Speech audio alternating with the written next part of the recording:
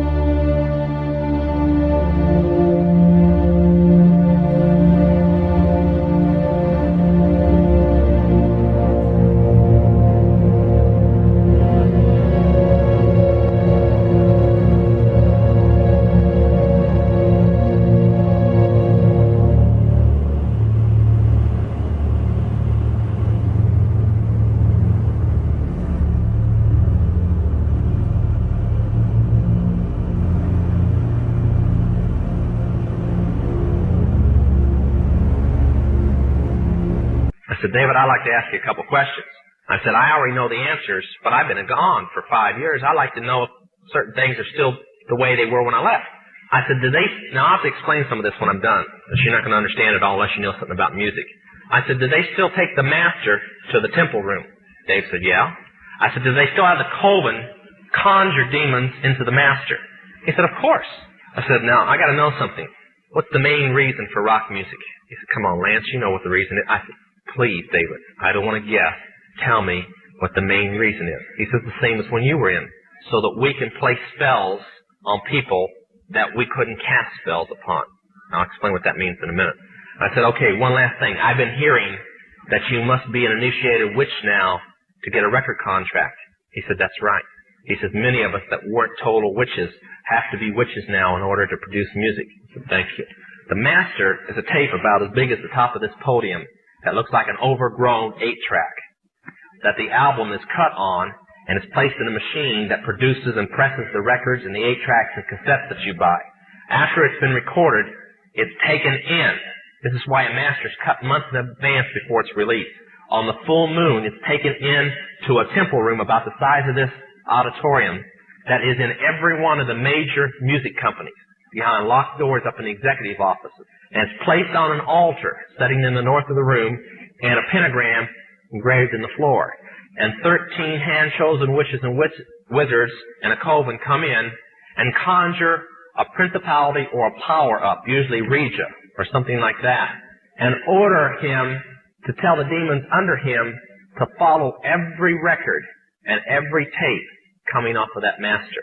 As I tell many Christian parents, you can go home and count your kids' records, probably yours too, and count how many demons at least are there. If that's too hard for you to believe, I'm sorry. That's why they do it. Now listen to me. This is why rock music's addicting. Have you ever seen kids that got rid of their music? They go around like this. They can't wait to find a rock station somewhere and they sneak off just like getting a cigarette or a fix because it's addicting. That's why they can't give it up. The rest of the conversation was this. You can't cast a spell on a Christian, but you can get a Christian to cast a spell on themselves.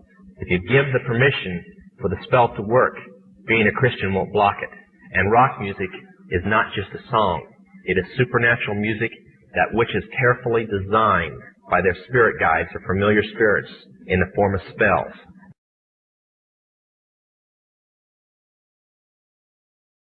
Much of the songs are written in what we call witch language.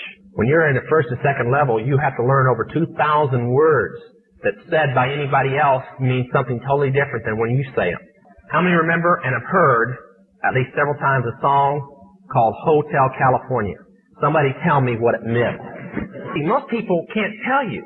Stop and think how many songs are out there that you really like and you don't have any idea what the person was talking about.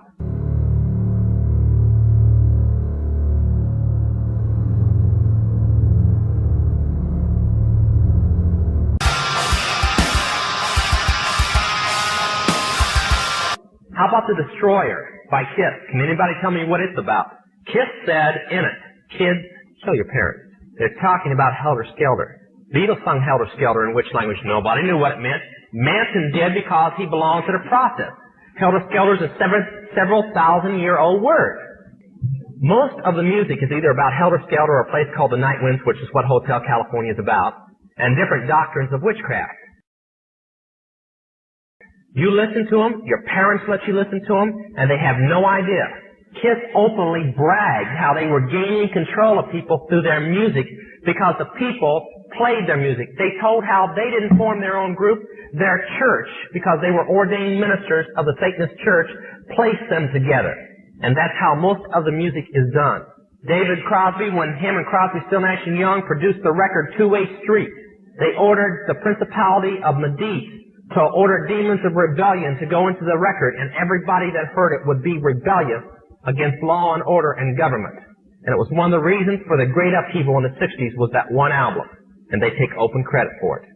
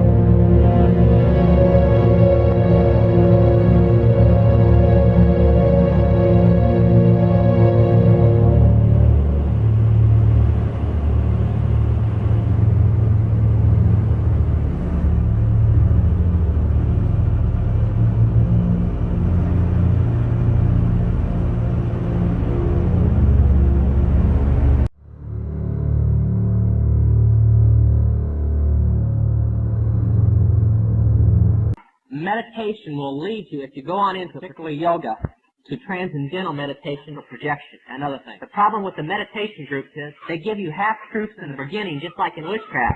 And then as you go deeper and deeper, all of a sudden there's things they told you they didn't do in the beginning that they're now teaching you, if you stay with it far enough. And I personally believe that one of the best ways to fill yourself up with demons is to go into meditation.